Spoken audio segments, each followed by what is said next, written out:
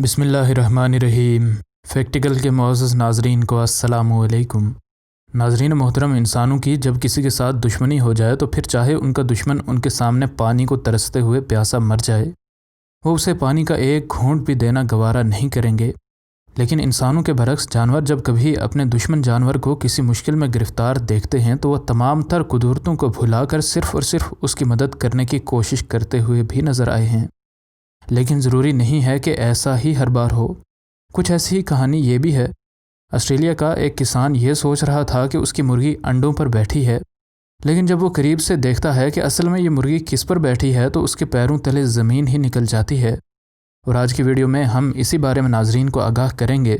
لیکن اس سے پہلے کہ ویڈیو کو مزید آگے بڑھایا جائے، اگر آپ فیکٹیکل کے نئے ناظرین میں سے ہیں تو ہمارے چینل کو سبسکرائب کر لیں۔ ناظرین گرامی، نیو ساؤتھ ویلز آسٹریلیا میں رہنے والا یہ کسان جب اپنی مرغیوں کی گنتی کرتا ہے تو اسے اپنی ایک مرغی کم نظر آتی ہے، لیکن اتنی ساری مرغیوں میں سے اس کی ایک مرغی کا کم ہو جانا اس کے لیے کوئی معنی نہیں رکھتا تھا۔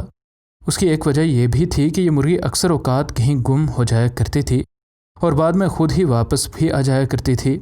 یہ مرغی اکثر اوقات باقی مرغیوں کے ساتھ نظر نہیں آتی تھی، بلکہ یہ فارم میں موجود دیگر جانوروں کے ساتھ یا اکثر اس کسان کے ساتھ گھومتی رہتی تھی۔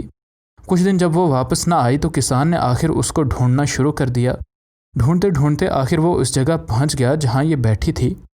اس کو دیکھ کر اس کے لیے یہ اندازہ لگانا مشکل نہیں تھا کہ یہ انڈوں پر بیٹھی ہے اور ان کی حفاظت کر رہی ہے، لیکن اصل میں مکمل طور پر ایسا نہیں تھا۔ کسان نے اس کو واپس لے کر جانا چاہا تاکہ کوئی جانور اس کو وہاں پر نقصان نہ پہنچا دے۔ اس نے جب اس مرغی کو اٹھایا تو اس نے جو سوچا تھا اسے وہی نظر آیا۔ اس مرغی نے حال ہی میں 2 انڈے دیے تھے اور وہ ان پر بیٹھی تھی، لیکن ان انڈوں کے ساتھ ہی ایک مکمل طور پر مختلف جانور بھی تھا جس کو یہ مرغی اپنی مامتا سے پال رہی تھی۔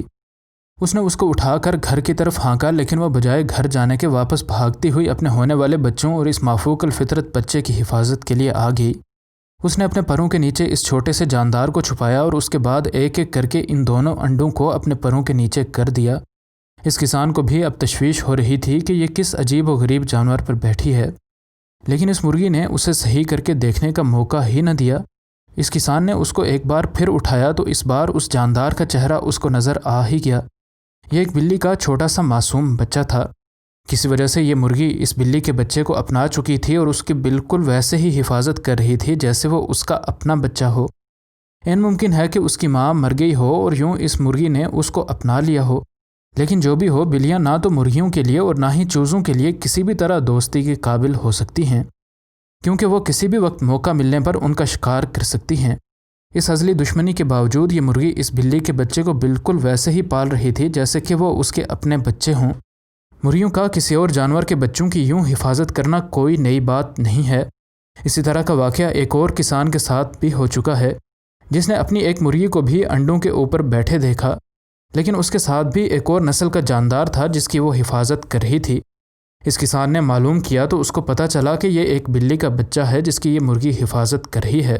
کوریا کے کچھ فارمز میں ایسا بارہا دیکھا جا چکا ہے۔ اس وجہ سے ان کسانوں نے تو اب ان بلیوں اور مرغیوں کو الگ کرنا ہی چھوڑ دیا ہے، اور یہ مرغیاں ان بلیوں کے ساتھ بالکل ایسے ہی رہتی ہیں جیسے یہ ان کی اپنی نسل میں سے ہوں، اور ان مرغیوں کو ان بلیوں سے کوئی خطرہ نہ ہو۔ مزید نئی ویڈیوز کے لیے ہمارے چینل کو سبسکرائب کر لیں۔ انشاءاللہ ملتے ہیں اگلی ویڈیو میں۔ فی امان اللہ۔